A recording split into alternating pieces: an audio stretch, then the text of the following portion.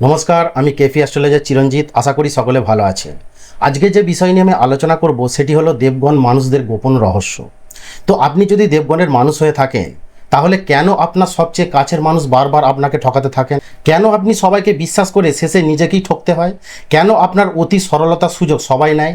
আপনি সবার ভালো চান, উপকার চান, কিন্তু শেষে কেন আপনাকেই সবার কাছে খারাপ হতে হয়?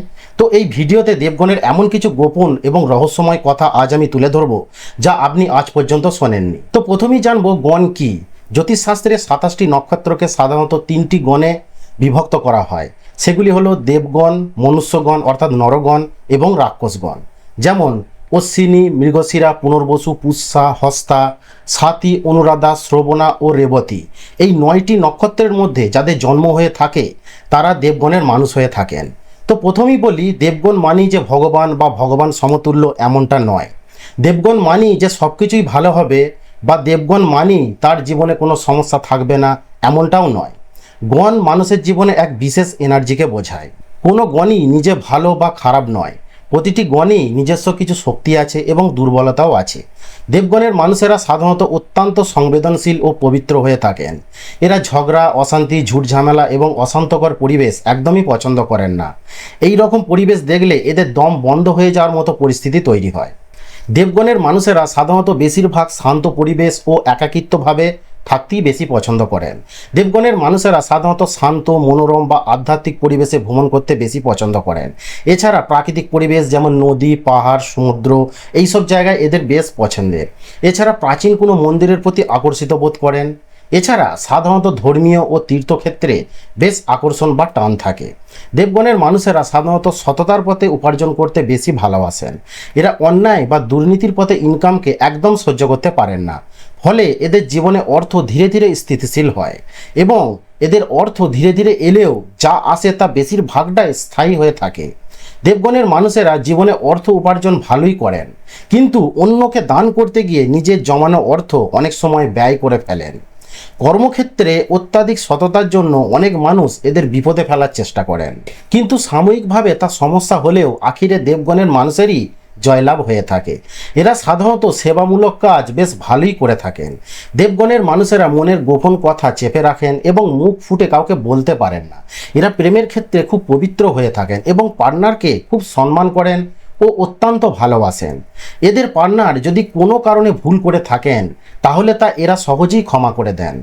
দেবগণের মানুষেরা প্রেমের ক্ষেত্রে সরল ও অন্ধবিশ্বাসী হওয়ায় বারবার ধোঁকা বা আঘাত পেয়ে থাকেন। যাকেই মন খুলে বিশ্বাস করেন সেই মানুষই এদের সঙ্গে বিশ্বাসঘাতকতা করে থাকেন। এরা পৃথিবীর ছলচাতুরি ও কঠোরতা একদমই সহ্য করতে পারেন না। এরা খুব নরম মনের মানুষ হয়ে থাকেন। দেবগণের মানুষেরা অন্যকে ক্ষমা করতে জানেন। সাধারণত প্রতিশোধ নেবার আগুন এদের মধ্যে থাকে না। এদের যদি কেউ চরম ক্ষতিও করে থাকেন, তারপরেও এদের কাছে এসে যদি দুটো ভালো কথা বলেন, তাহলে তা এরা তাদেরকে আপন করে নেন। দেবগণের মানুষরা পশু পাখি এবং প্রকৃতির সঙ্গে অদ্ভুত এক মেলবন্ধন থাকে। বেশিরভাগ ক্ষেত্রেই পশু পাখি, বেড়াল, কুকুরদের ভালোবাসতে দেখা যায় এবং এদের অনেক সময় সেবা করতেও দেখা যায়, এবং এরা এদের প্রতি ভালোবাসা বুঝতে পেরে কাছে চলে আসেন। বেশ কিছু দেবগণের মানুষের জীবন অত্যন্ত কঠিন হয়ে থাকে।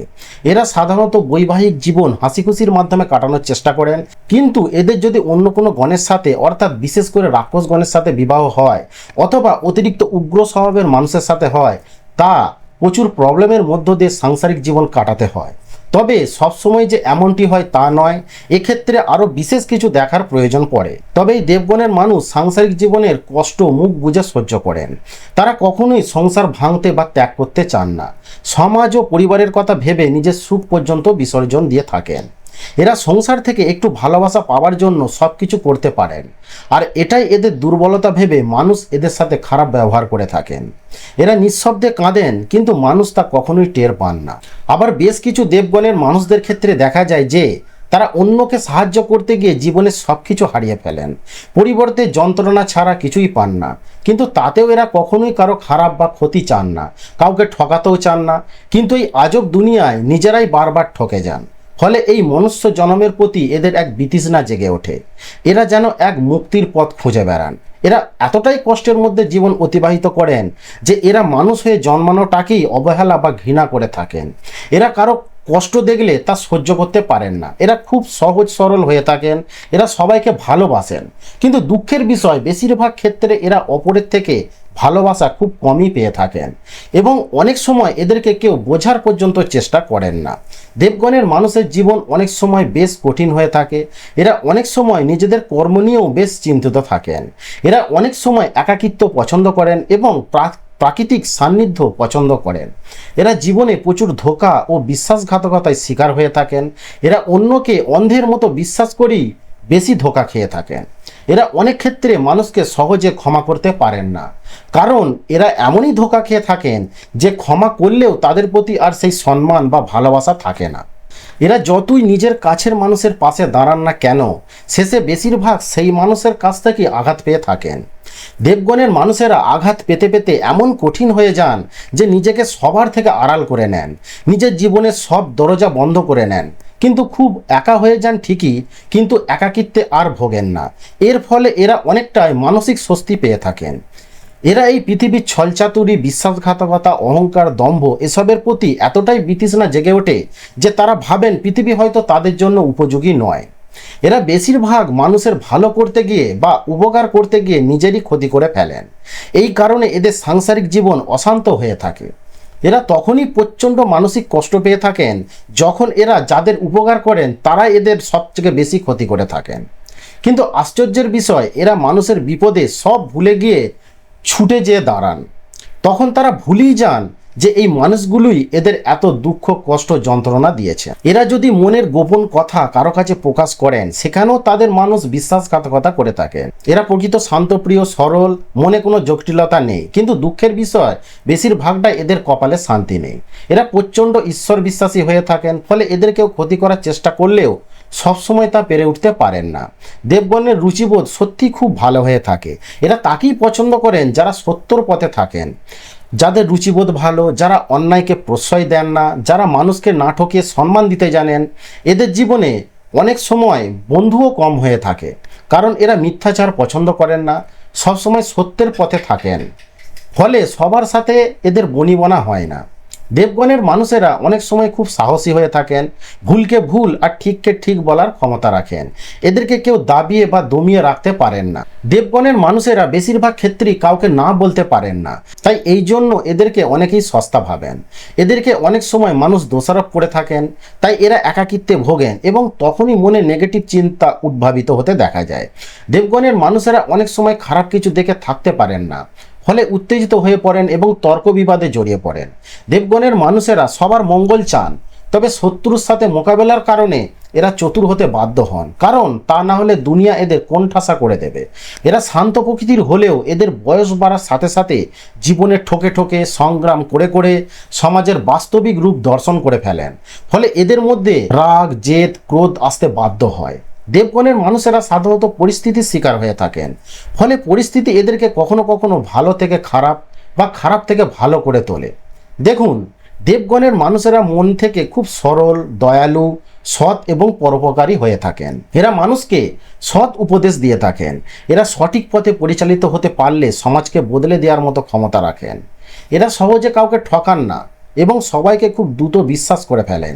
আর এই কারণেই এরা চেনা মানুষ বা কাছের মানুষের কাছ থেকে সবচেয়ে বেশি কষ্ট এবং অবহেলা ও ধোঁকা পেয়ে থাকেন। এরা যাদের উপকার করেন তারা এদের পরে আর চিনতে পারেন না। তাই ভেবেচিন্তে মানুষকে হেল্প করুন, প্রকৃত দরিদ্রকেই হেল্প করুন। তাড়াহুড়ো করে কোনো ডিসিশন নেবেন না, ফলে আপনারই হয়তো ক্ষতি হতে পারে। দেবগণের মানুষদের বিশেষ কিছু উপদেশ: আপনারা প্রতিদিন সকালে সূর্যদেবকে জল অর্পণ করুন এবং সূর্যদেবের মন্ত্র পাঠ করুন। এছাড়া গায়ত্রী মন্ত্র জপ করতে পারেন। এতে মানসিক টেনশন, মানসিক অবসাদ দূর হয় এবং কর্মের প্রতি মনোযোগ বৃদ্ধি পায়। এছাড়া প্রতিদিন সন্ধ্যায় শুদ্ধ বস্ত্রে হনুমান চল্লিশা পাঠ করতে পারেন। এতে আপনার সমস্ত নেগেটিভিটি দূর হবে এবং আর্থিক সচ্ছলতা ধীরে ধীরে বৃদ্ধি পাবে। এছাড়া প্রতি সোমবার মহাদেবের পূজা বা আরাধনা করতে পারেন। এতে আপনার জীবনের সমস্ত নেগেটিভিটি দূর করতে সাহায্য করবে। প্রিয় দেবগণ, দেখুন, আপনারা কখনোই কাউকে অন্ধ হয়ে ভালোবাসতে যাবেন না বা বিশ্বাস করবেন না। যে বিশ্বাসঘাতকতা একবার করেছে তাকে দ্বিতীয়বার বিশ্বাস করার আগে 10 বার ভাবুন এবং জীবনে না বলতে শিখুন। নিজে কারো কাছে সস্তা হবেন না, নিজের মূল্য বোঝার চেষ্টা করুন। মানুষকে ভালোবাসুন, কিন্তু নিজের মূল্যটাও বুঝুন। অন্যকে ক্ষমা করুন, কিন্তু নিজের আত্মসম্মান হারিয়ে নয়। কারণ আপনি জানবেন পৃথিবীর শ্রেষ্ঠ মানুষগুলির মধ্যে আপনিও একজন। আপনাদের সততায় আপনাদের সবচেয়ে বড় হাতিয়ার, এবং এই সততার জন্যই ঈশ্বর সর্বদা আপনাদের সাথে রয়েছেন। তো আগামী দিনে এই রকমই গুরুত্বপূর্ণ জ্যোতিষ ও আধ্যাত্মিক ভিডিও পেতে চ্যানেলটিকে অবশ্যই সাবস্ক্রাইব করে রাখুন, এবং আমি যে বিষয়গুলি নিয়ে আলোচনা করলাম তা আপনার কতটা জীবনে প্রভাব ফেলছে তা অবশ্যই নিচে কমেন্টস করে জানান। কারণ আপনাদের এক একটি কমেন্টস আমার জন্য অত্যন্ত সৌভাগ্যের, এবং এটি আমাকে পরবর্তী ভিডিও বানাতে ভীষণভাবে উৎসাহিত করে। তো ভালো থাকবেন, ঈশ্বর আপনাদের মঙ্গল করুন। নমস্কার।